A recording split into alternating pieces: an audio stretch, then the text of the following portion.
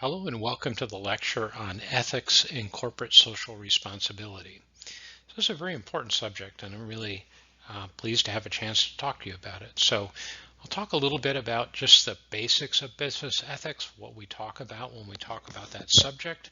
I'll talk about how organizations take different approaches to this topic. I'll talk about what a socially responsible business is, and lastly, responsibilities and trends in this subject. So one of the things I want you to think about is the behavior of an organization. It could be a corporation, like a for-profit business. It could be a not-for-profit, or it could be a branch of the government. And the activity of that organization could range on one end of the continuum from illegal behavior, violating laws, dumping waste in the Puget Sound, or kind of abusing workers in some way, or consciously selling dangerous products, those kinds of things that are illegal, to activities that are not necessarily illegal, but they're unethical, to neutral behavior. And then on the other end is corporate social responsibility, where organizations go beyond what their direct requirements are to do good. So a little bit about ethical challenges. They come in a couple of different varieties. One type, starting in the upper left there, is a conflict of interest. That's where you have to make a decision, and that decision is going to benefit one person or one group, and it's going to harm another group. So how do you handle that? Well, there's really two ways that you can go. One way is to avoid the situation entirely. Another way is to disclose your position and how it impacts both groups so that you're above board. Another area is honesty and integrity. So honesty is telling the truth, and integrity is acting on a core set of beliefs. So integrity deals with your actions, honesty deals with your words. And then the one on the bottom there, loyalty versus truth, so that you're loyal to the organization versus the need to always tell the truth.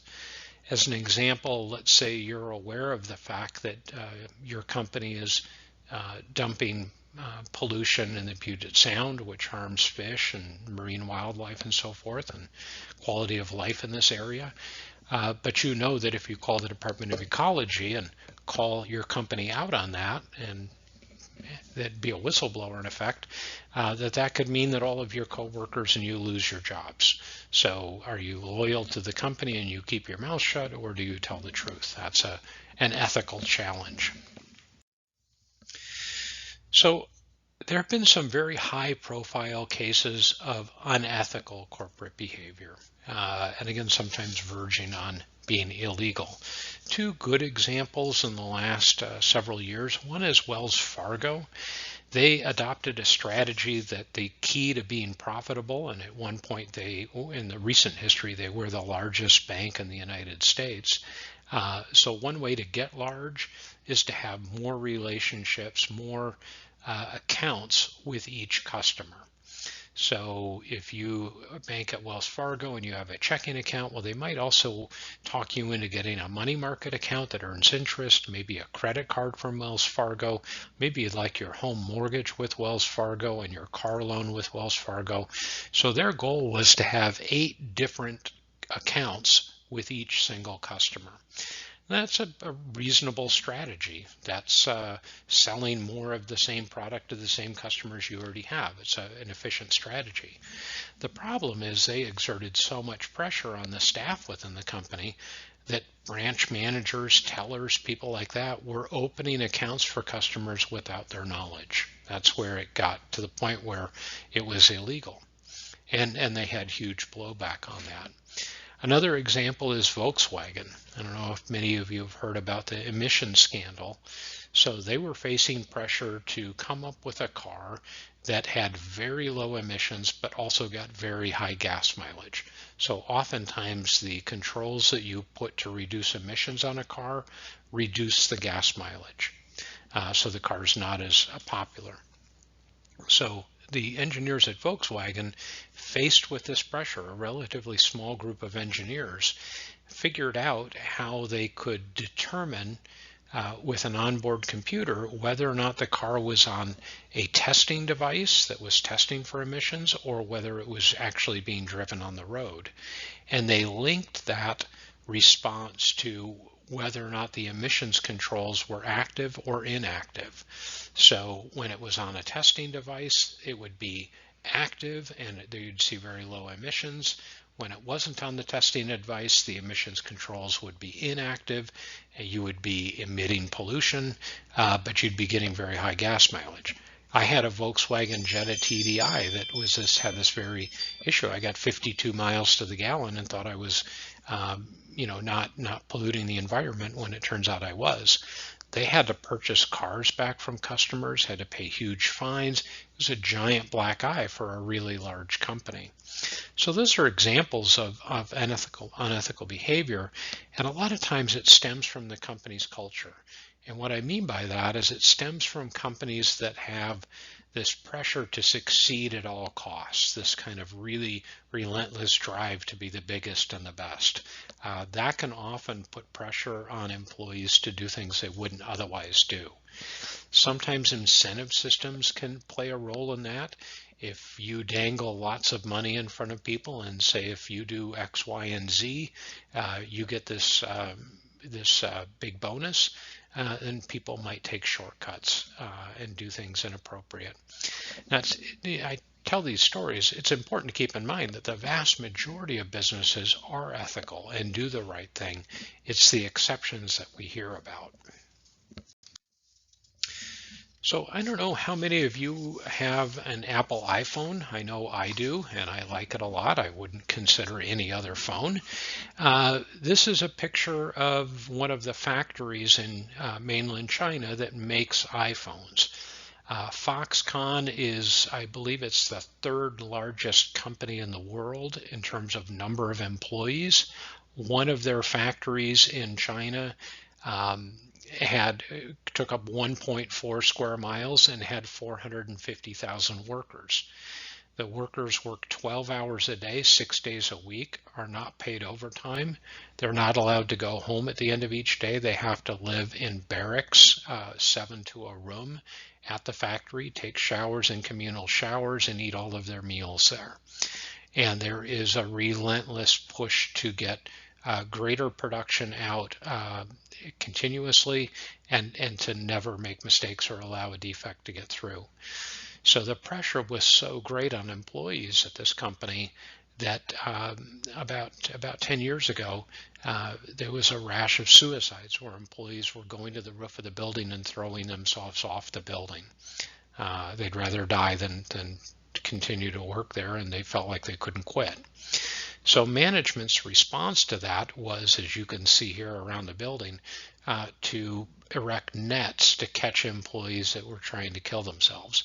So that's a kind of an extreme example of a company clearly doing something unethical, and their response attracted worldwide attention because they weren't fixing the problem. They were catching people that were jumping off, which is kind of beside the point. So the thing that's interesting to think about in this regard is, what is Apple's responsibility in this? So a lot of people think of Apple as being a great company and very enlightened, and people admire Apple. Are they responsible for the actions of their suppliers? I think most people would agree that they do bear some responsibility for making sure that the conditions are appropriate. So the contemporary ethical environment, from an employee standpoint, generally putting your own individual interest ahead of the company's interest is frowned upon. It's a sign of an employee that's not a good employee. Of course, lying to your employer is never good. And theft, and that can range from minor theft. I mean, you might take office supplies home, like some sticky notes or something like that. You might look at a website, look at Facebook or Instagram while you're on company time. Technically, that's stealing from the company. Or it could be large-scale embezzlement, where you're taking lots of money from the company as a matter of theft. The role of technology has kind of increased that kind of behavior. It's allowed people to cover their tracks and do things that they wouldn't have been able to do otherwise. So this diagram is interesting. If we start at the base level, kind of talking about what responsibilities does an organization, a corporation have. So at the bottom level, the base there is they have economic responsibilities. Over the long term, they have to bring in more money they spend or they don't stay around. They don't stay in business. And no company can do anything good if it doesn't stay in business. So companies have a responsibility to their shareholders and to their employees and their customers to stay in business. The next level up, legal responsibilities. They have to follow the law. That sounds pretty simple, but following the law means following the law everywhere you do business. You may decide that, boy, I'd love to sell in Australia. That would be a great market. That's a whole different set of laws that you need to comply with and be aware of, in addition to the laws in this country. So states have different laws, sometimes counties have different laws and regulations. So everywhere you do business, you have to have that knowledge. Ignorance is no defense. You've probably heard that. The next level up is ethical responsibilities. So that's making sure that a company is doing the right thing and seen as doing the right thing. And then the top level is philanthropic responsibilities. So that's giving back. That's making the community better. That's helping people that need help. And there's lots of reasons that companies may want to do that. So companies will oftentimes have a code of conduct. So they'll explicitly state in the simplest terms possible what they expect of employees in terms of decision making. If we had a company where the 15 of you were employees of my company, it would be fairly easy to talk with you and have a discussion about what the company's view is on what's right and wrong. How do we handle upset customers? How do we deal with suppliers that aren't living up to their word? How do we deal with each other? Those kinds of things. So we could have a discussion about that, and we could all come to an agreement about what's right and what's wrong, and you could have that guide your decision making and your behavior.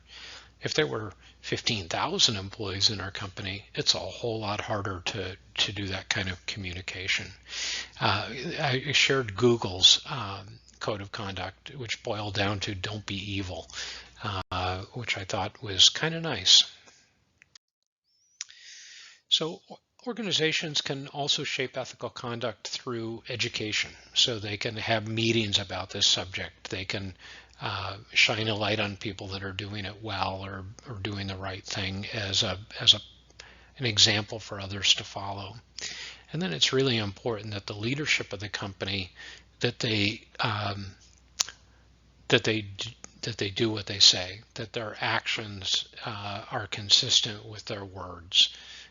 It doesn't do any good if they say one thing and then behave in another way that contradicts that. That is almost worse than not having said something to begin with.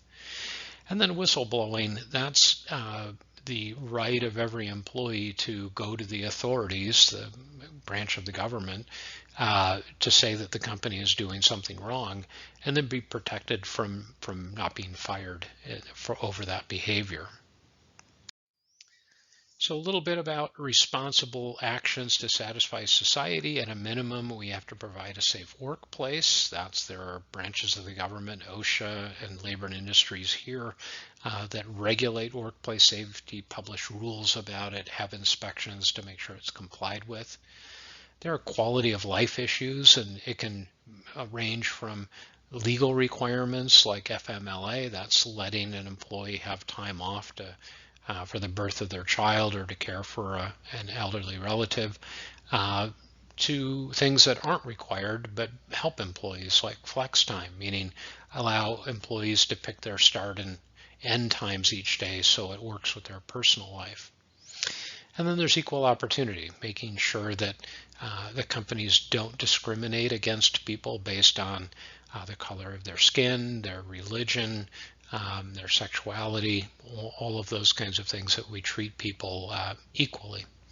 And then also dealing with sexual harassment and sexism in the workplace, making sure that that's not tolerated in any way.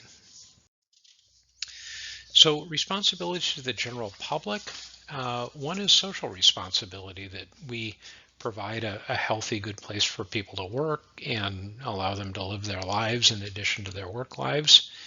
There are public health issues, for example, pollution that could affect people's health, what comes out of the smokestack on the building, the air that people breathe around. If any of you have ever been to mainland China, you have seen poor air quality because of air pollution that affects people's lives that live in those communities. And then there's more broadly protecting the environment. So that can range from what kind of garbage does your company produce? Do you produce a lot of plastic waste that will never break down in landfills? It's going to be here for thousands of years. Or are you careful about that? What do you do about sustainability? And I would say sustainability is defined, in my view, as you don't take so much away that there isn't enough for the next generation and the generation after that to meet their needs as well. So sustainability can be achieved by reducing what you use, reusing materials that would otherwise be thrown away, or the best is recycling. So that is diverting something that would have gone to a landfill and instead making something that's useful out of that. And then, of course, there's consumption of energy, production of greenhouse gases, all of the things that affect climate change. And then kind of the highest level is corporate philanthropy. So how is it that the company can give back, and why do companies do that? I would say that companies, for-profit companies, engage in philanthropy for a couple of reasons. One, they want to improve their image in the eyes of employees. So if you work for a company like Tom Shoes that is putting shoes on the feet of people that wouldn't have shoes otherwise, that's something you can feel good about, and it's probably going to keep you from quitting working for Tom's and going to work somewhere else. You're going to stick it out. They want to be seen as better companies in the eyes of their customers. So people want to do business with companies that are doing good things in the world. That's called voting with your dollars. And then they want to be seen as doing good in the eyes of their shareholders. So that's positive as well. The last thing I'll mention is something that my company was fortunate enough to have an opportunity to do in 2004. I had just bought the company, and I was looking for an opportunity to do something that would really communicate to my employees and my salespeople that we literally put children first. It's one thing to stand up and say that or put it on your website, and people will go, yeah, of course you say that. But sometimes if you engage in action, then people see it in a different way. So I contacted an organization called Save the Children. They're an international aid organization that benefits children around the world. This was at the beginning of the Iraq War. And I asked if they would work with me to install a playground in Iraq. And so they did have, this was a school for girls in Basra, so in southern Iraq. And I donated the equipment, which cost about $3,000, $3,000 or $4,000, and paid the freight to get it there, which was a couple thousand. So overall, I spent about $5,000 roughly.